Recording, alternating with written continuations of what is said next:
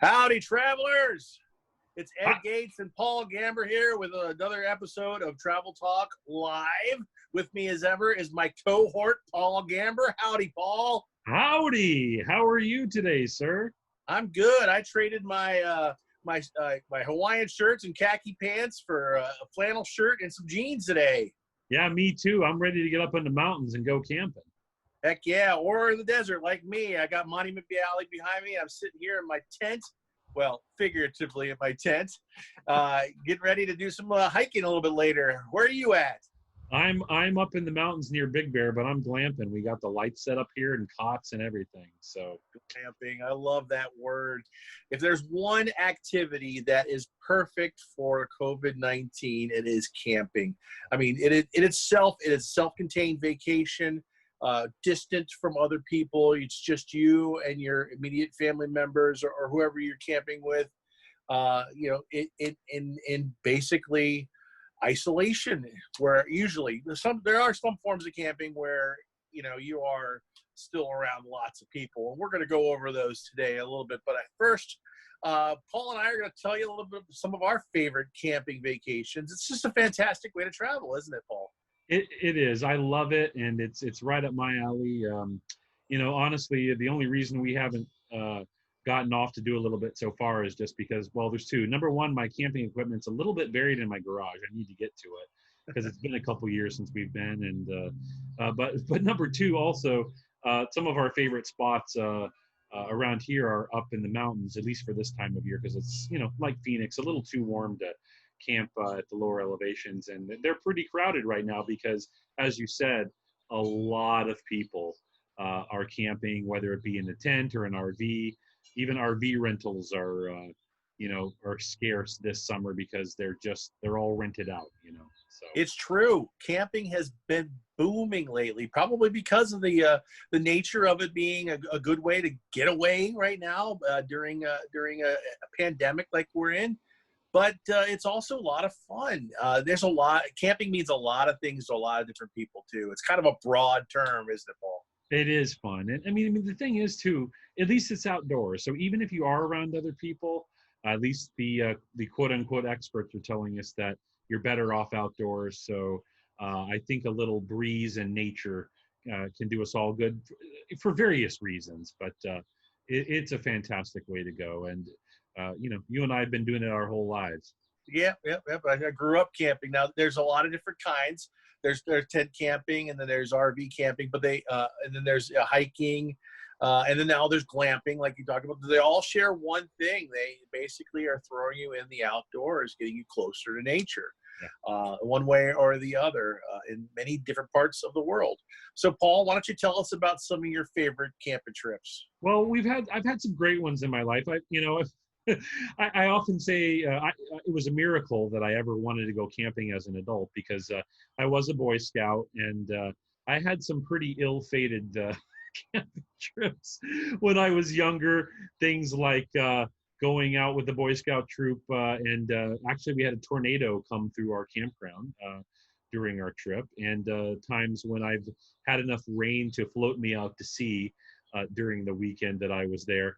But luckily, I've had some amazing ones too, and I think it's just that, just the experience of the campfire and the outdoor cooking and the hiking around nature. I've had some great trips. Luckily, Steph and I have been on some good ones together, and I had four I really wanted to highlight. Of course, you can go camping in our great national parks. One of our favorite trips of our all time was up at Glacier National Park. We went to the mini glacier campground, and all of these I'm going to talk about are tent camping because that is pretty much all that we've done. We were there for 3 days and had to hide our food from the bears and such because we were definitely at one with nature. What a wonderful time it was.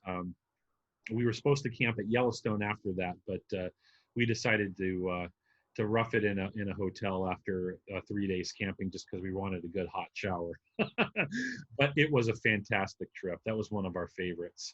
When we lived in Georgia, one of our favorite spots was up in northeast Georgia. It was a state park called Black Rock Mountain State Park. And I'll never forget that one. We still talk about that to this day. And that was, gosh, 15 years ago now. that we had a camping trip up there where we just found the perfect campsite and we got lucky. A lot of times, it depends. And I talked to you about this. Some campsites are sometimes can be pre-reserved, and I like to do that. Some campgrounds, you can even see pictures of the campsite and kind of make a decision about where you're going to be. We just lucked into this one. We got there maybe on a Thursday, a little ahead of the weekend crowd, and we're able to pick out one. It was well shaded up on a hill, and just had a wonderful time.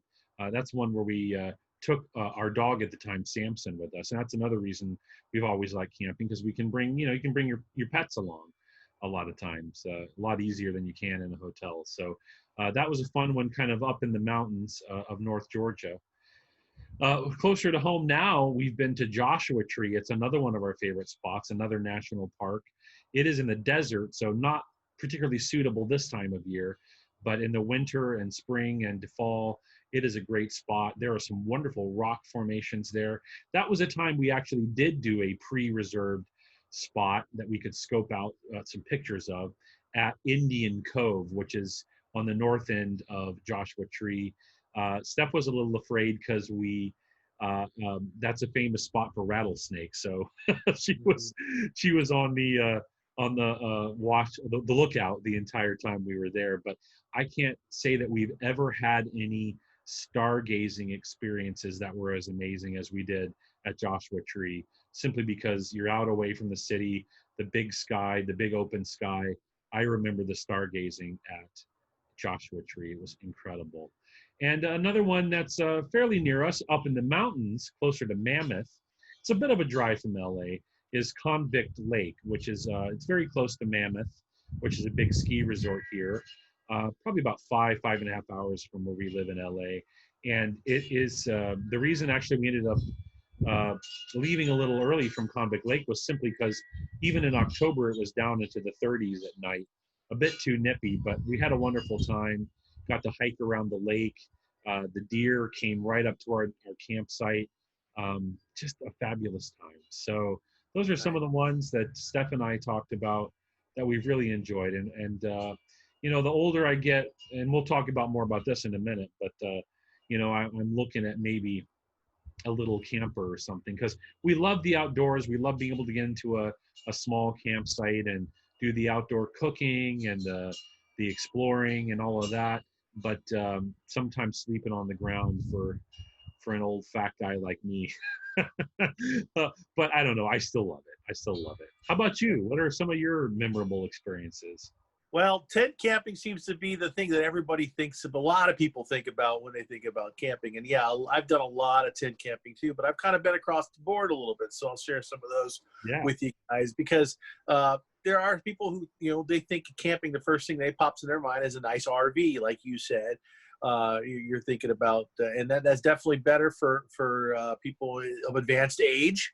And then, there's also people who think camping is more sleeping outdoors, wilderness style camping, or sleeping under the stars. I've tried all of those. And then there's cabin camping,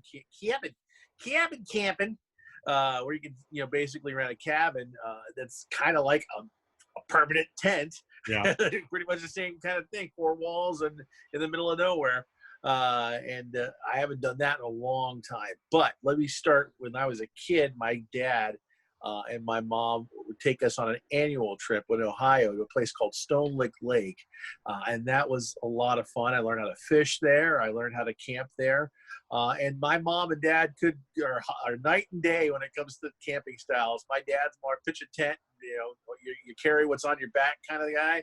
My mom is more of the glamping style. She wants to bring everything all creature comforts she can with her. I remember one year she tried to smuggle a television set into the campsite. One of those battery powered black and white jobs, So like, there's no television watching at camping. Hey, some people like it, so that's why glamping has gotten so huge lately. The closest I ever got to a glamping style trip was when we rented a cabin one time. And it was a lot of fun. It just, four walls, but you go in and you bring in your own supplies, everything. You got a potbelly stove you can cook on. But a lot of people wouldn't call that glamorous. I forgot where that was. I was introduced to, well, I guess, when you're young, you kind of party a little bit when you're going camping. And one time, I think when I was 18 or 19, a bunch of us went out to the lake. I forgot which lake. It was in North Georgia, though, north of Cherokee County, probably up a little bit further. Maybe Lake Lanier or something like that. Yeah, maybe something like that. I don't know. I was inebriated at the time, and we found a campsite. We put up a campfire, and I think one of the guys brought a tent, but everybody else just dug a hole. It had, we slept in the dirt. It was great. I think I did have a sleeping bag. Maybe somebody let me borrow one. I don't know. That was a lot of fun. As I got older, and moving here in Arizona, there's a lot of neat kind of camping out here. My first RV camping experience was out here in a place called it's out past Buckeye, called Tonopah. There's a lot of great rock fixtures out there, but it's all desert camping, so it's better suited for an RV. But I did bring my tent as well and pitch that because there wasn't enough room for everybody to be in the RV. So I slept actually in a tent by an RV, but we hung out in the RV, and that was Sure. That was interesting. A lot of neat hiking, and that was the first time actually I went camping with toys. Those in the know exactly what I mean by that. 4x4s, ATVs, dirt bikes, things like that. A lot of fun to drive around the desert in those, as long as you're in areas where it's permissible, Right. and that's fine. One thing I do want to say about it, camping in Arizona, we have a lot of public land here. We have BLM land, Bureau of Land Management, and then we have a lot of state parks here, and many of the state parks, they allow you to do what's called wilderness camping anywhere, pitching a tent, just hiking, pitching a tent and doing that. And then so you don't have to reserve spots. Some of the other parks, though, do require you to stay in a designated camping area. But on BLM land, it's pretty much anywhere you want to. And that brings me to my last story. One of the areas that we go to just north of Phoenix is called it's called Table Mesa Road. If you speak Spanish, that's basically a run-on, but it means table. But it's Table Mesa Road, and right off the Table Mesa Road is a very popular place for people to go and do target practice with their guns, to hike. It's really close. It's on the backside of which is the lake up there. I'm drawing a blank. But you can do a lot of exploring there. So we've camped there several times, tent camping. And then my brother-in-law, he will not sleep in a tent. He just sleeps in the outdoors or in the back of his truck sometimes. Car camping, that's another one, right? Well, and that's what I was going to say, because you made me think about it. I've never done like a wilderness camping thing where you really can only bring in what you can strap on your back. And some people do that. They got to have their tent, their sleeping bag, and stuff, and it's all got to be on their back. I think of car camping like, okay, it's what I can fit. It's still tent and all of that, but I might bring a table and chairs and a canopy, and it's what you can fit in your car and pull up into your campsite. But some people, like your brother-in-law, consider car camping as sleeping right in the back of their pickup truck, and That's right. And that's a whole other way to look at it. So a friend of my brother-in-law actually had a actual bed made out of his pickup truck bed. He actually constructed a bed in there, threw a mattress in there and everything. He took it. You can buy inflatable beds that have the little indentions for the wheel well, basically. Yeah, they make those now, but he made one before they even had those. It was really kind of cool. So what kind of camping, different kinds of camping that we did cover? I mean, glamping is interesting, and if you guys have been paying attention to the VIP page, we've had a lot of examples of some really high-end glamping. Glamping, if you're not familiar with it, is basically, it's inspired by 19th century safaris, where you would bring everything with them, all the creature comforts with them, while they go out into the wilderness of Africa, and they would pitch these huge canvas tents and have everything inside and have a nice 4-course meal catered to them, but by their porters or whoever's carrying their equipment, because they're not carrying their stuff. No, exactly. No, back then. So, and that's basically what glamping is today. You're going to have depending on where you go, you're going to have meals served to you, maybe sometimes, or sometimes at least have the ability to be able to cook um, a nice meal and have, television, lighting, things, very nice. It's where luxury lodging meets camping, essentially. Yeah, exactly. So, um, your background there, Paul, implies that you're in a little more of a glamping type situation there. Yeah, absolutely. And I, full disclosure, I've never been glamping. I'm probably, and you and I chatted about this. If it was the right situation, I think I probably would spend the money on that. But I told you I'm of the, I'd rather sort of take my car camping slash tent site camping to the Yeah. next level with just a little small travel trailer that can be towed with my truck. Something basically with a bed inside and something that I can avoid the rain that I seem to have had a lot of rainy camping trips. Just some way to be inside and out of the weather. So, but I can see the appeal of glamping too, Yeah, me too. and even of people that there are people that do half the year on the road or even full time in a bigger rig. They spend money on a great big. You can spend enough money that would buy you a house, except it's on wheels. And those people they're either on the road half the year or all the year. I've met some people that had a PO box for their mail, and they spent they're had the nomad life in a big fancy RV. So Well, let's close the show out talking a little bit about RVs. I mean, that's one area that I have not yet really gotten into. I mean, I stayed in one time, but I haven't gotten to what I call the KOA universe, because you're staying at KOAs all the time and finding places to park your RV and travel in the country. My aunt and uncle just embarked this year. It was kind of a sad story. My uncle retired right around February or March, or I think it was February when he right retired. before the world got crazy. Yeah, and they decided that once he was going to retire, they bought an RV and they were going to basically just travel the entire U.S., checking out every campsite they can. They actually started their trip and went to quite a few places throughout February and March, and then all of a sudden March everything started shutting down, and I got this really sad email from them that they had to shut it down and head back home and shelter in place for a little while COVID takes over the world. But actually, I just found out the trip's back on now. They just recently took a trip out to see their son in my cousin in Wisconsin. So they spent there for a few weeks, and I'm not sure where they're at now. If they went back home, or if maybe they're trying to travel in some less populous areas. Yeah, I'm just sorry they're having to fight everyone that's out there. And I've Yeah. we went to Las Vegas and we documented that on our channel. Eddie, I have never seen so many RVs and campers out on the road. Like it's crazy how many people are out there with them right now. It's a very safe way to travel right now. I mean, anything in your car, I mean, it's self-contained, as I mentioned before.